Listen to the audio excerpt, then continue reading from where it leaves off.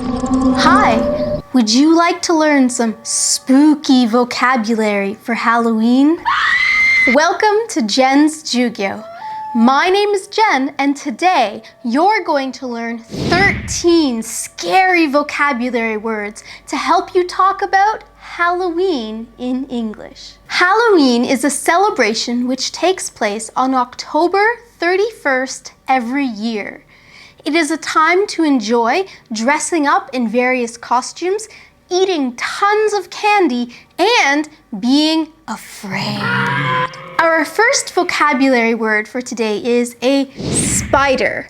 Spiders are very scary. In fact, I am scared of spiders. If you are scared of spiders, in English there's a word called arachnophobia. Arachnophobia means the fear of spiders. It's estimated that 7% of people around the entire world suffer from arachnophobia. On Halloween, connected to spiders, there are two very popular Halloween decorations which you might see. One of them is a spider web. A spider web is the web that a spider makes and lives in. However, if a spider dies or abandons their web to create a new one, their old web stays there and gets kind of dusty and dirty and thicker looking. When this happens, it's no longer called a spider web. It's called a cobweb. I'll get you, my pretty, and your little dog too. Our second vocabulary word is a witch. Witches are seen as magical, evil, female characters. Although a male witch is technically called a wizard, wizards are not popular Halloween symbols. Witches, on the other hand, are very popular Halloween symbols. Sometimes witches are seen as being green, but they usually dress always in black with black pointy hats and a long pointy nose. Sometimes they might have warts on their nose or on their faces. Warts are round blemishes that sometimes have hair growing out of them. So a witch with a long, pointy, wart-covered nose. Witches' mode of transportation that they prefer is a broom. Specifically in English, we say that witches like to ride brooms or they will ride broomsticks. So the handle part of the broom here, on the broom, this part here is a broomstick. So we say that witches will ride broomsticks. And sometimes they will ride broomsticks with their black cat.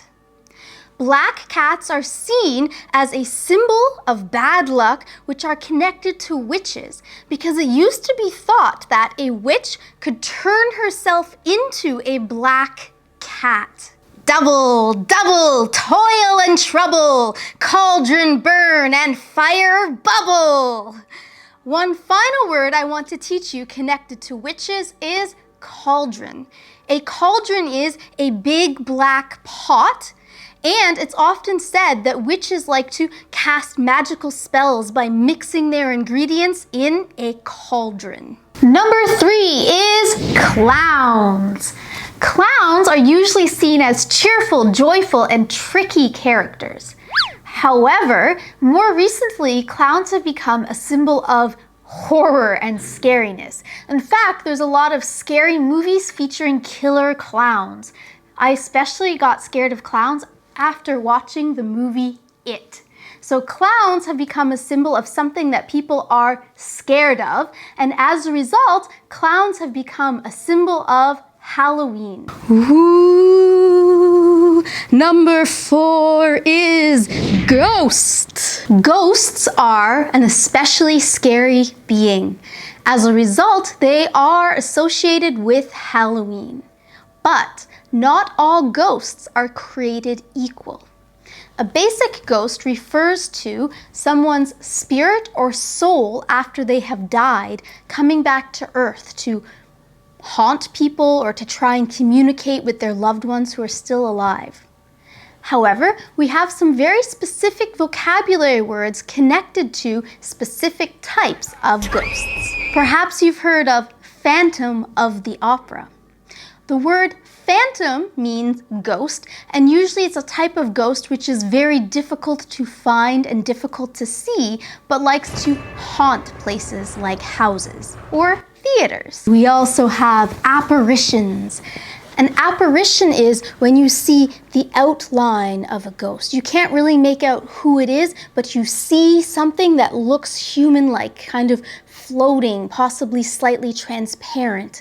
That is called an apparition. An apparition is a type of ghost. The scariest type of ghost, in my opinion, is a poltergeist. A poltergeist is a type of ghost that actually has the ability to move items, to knock over things, and to really scare people. Poltergeists are also known as the most dangerous type of ghost. The fourth type of ghost I want to talk to you about is called a ghoul.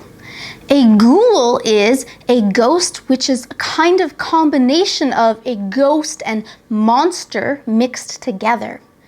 A ghoul is an evil spirit which likes to eat dead bodies. So you usually will find ghouls in graveyards or cemeteries. This is connected to our fifth vocabulary word, which is death. Thinking about the topic of death is something that is very common at Halloween because people find death scary.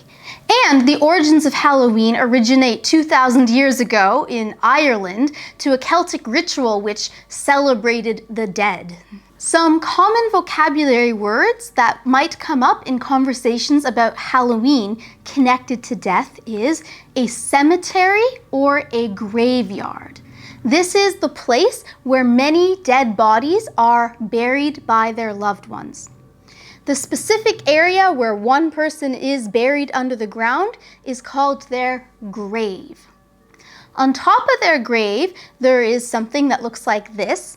It is called a headstone or a tombstone. Headstones and tombstones are very common Halloween decorations. Another common Halloween decoration associated with death is a skeleton. So when you can see the entire body, just the bones, this is called a skeleton. And just the head of the skeleton is called the skull. Skulls and skeletons are very popular Halloween decorations. Arr, matey! A skull and crossbones is a very popular symbol for pirates. And a pirate used to be a very popular Halloween costume. The Grim Reaper is a skeleton-like figure that wears a black hood and carries a scythe. This type of stick with the little pointy knife thing that can kill people is called a scythe. So the Grim Reaper with his scythe is also known as like the god of death who will go around and take people's souls after they have died. The Grim Reaper. Another popular Halloween costume and symbol of Halloween is the devil or Satan. It's very common to another word, which is a demon. A demon is an evil spirit, not like a ghost, because we say ghosts are the spirits of actual people who have passed away. A demon is an evil spirit from Satan. Some people will dress up as the devil or Satan or demons for Halloween. Over time, dressing up like the devil or a demon has morphed into dressing up as various types of scary monsters. Another thing connected to death, more specifically the undead, is zombies. Zombies are brain-eating, undead creatures. They have also become very popular around Halloween and in scary movies. Number 11, I want to suck your blood. Number 11 is a vampire. A vampire is also an undead type of creature which lives by eating human blood. Associated with vampires is the idea that they will live in a coffin or casket and sleep there during the day.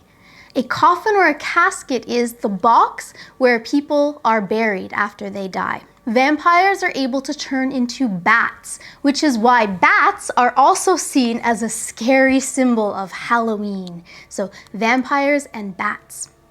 The final vocabulary word connected to vampires that I want to teach you is fangs.